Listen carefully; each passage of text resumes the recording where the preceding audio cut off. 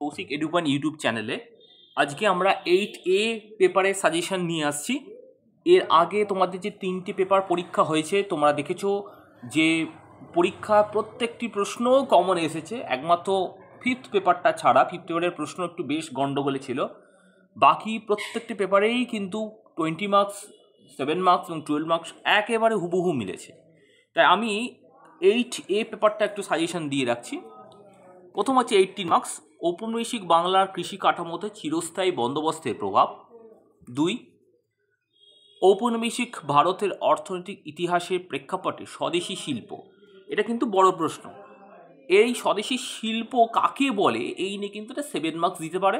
তোমরা 20 মার্কস পড়লে খুব সহজেই 7 মার্কস লিখতে পারবে। পরের প্রশ্ন, শ্রমিকদের মজুরিতে সমস্যা ও বাসস্থানের সমস্যা কি করে সামাজিক জীবনকে প্রভাবিত করেছিল। 4, শ্রমিক ইতিহাস চর্চার প্রাথমিক পর্বের বর্ণনা, এই ইতিহাস চর্চার মার্ক্সবাদী দৃষ্টিভঙ্গি। এই 4টে প্রশ্নই কিন্তু তোমাদের করতে হবে এবং মাত্র 4টে পড়লেই হবে আমি বলবো। এবার আমরা 12 মার্কসের দিকে যাচ্ছি।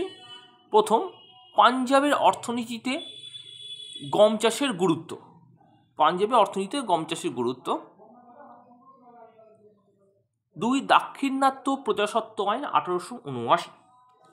3, গান্ধীর উত্থানে ভারতের রাজনীতিতে বুর্জোয়াসের ভূমিকা। 4, মোপলা কৃষক বিদ্রোহ। এই মোপলা নিয়ে কিন্তু আলাদা 7 মার্কসও দিতে পারে। 5, 1854 থেকে 1913 পর্যন্ত ভারতের বস্ত্রবয়ন শিল্প। 6, পাঞ্জাবে প্রজাস্বত্ব আইন 1900 থেকে 1901 যে প্রজাস্বত্ব আইন ছিল সেইটা। লৌহ ইস্পাত শিল্পে টাটা গোষ্ঠীর ভূমিকা।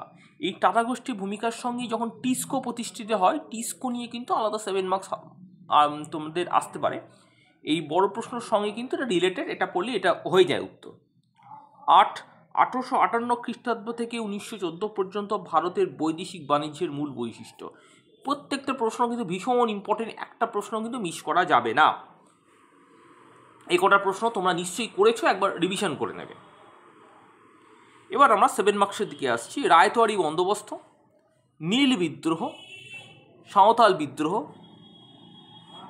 আচ্ছা, এই বিদ্রোহগুলো মানে জাস্ট বিদ্রোহ সম্পর্কে অ্যাজ এ শর্ট নোট, মানে বিদ্রোহের উদ্দেশ্যটাই কিন্তু তোমাদের মেল করতে হয়, উদ্দেশ্যটাই করতে হয় এবং বিদ্রোহের জাস্ট ছোট করে একটু বর্ণনা। 4, ভারতের শিল্পায়ন সম্পর্কে মরিস ডি মরিসের বক্তব্য, যে অবশিল্পায়ন সম্পর্কে যে মরিস ডি মরিসের বক্তব্য ছিল সেইটা। 5, 1929 খ্রিস্টাব্দে মহামন্দা বৈদেশিক বাণিজ্যে কী প্রভাব ফেলেছিল। 6, বুর্জোয়াসিনীর চরিত্র সম্পর্কে বিপানচন্দ্র। 7, প্রথম বিশ্বযুদ্ধ পর্যন্ত ভারতের ট্রেড ইউনিয়ন আন্দোলন। এবং 8, পাট শিল্পে ইন্ডিয়ান জুট মিল অ্যাসোসিয়েশনের ভূমিকা। প্রত্যেকটা প্রশ্ন কিন্তু ভেরি ভেরি ইম্পর্টেন্ট, খুব বেশি প্রশ্ন নেই তোমাদের পরীক্ষায়।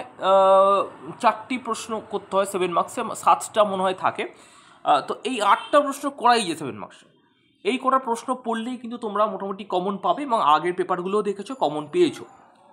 এর বাইরে যদি তোমাদের কোনো প্রশ্ন বা জিজ্ঞাসা থাকে আমাকে কমেন্ট বক্সে জানাও, আমি ডেফিনেটলি তোমাদের সাহায্য করার চেষ্টা করব। Thank you.